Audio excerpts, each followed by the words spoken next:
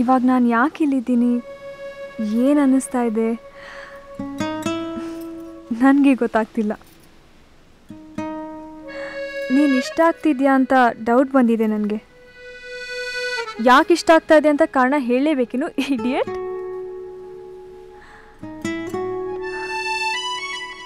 ಯಾರ್ಯಾರನ್ನೋ ಹುಡುಕ್ತಾ ಇತ್ತು ನನ್ನ ಕಣ್ಣು. ನೀನೇ ಯಾಕೆ ನನ್ನ ಕಣ್ಣಿಗೆ ಬಿದ್ದೆ?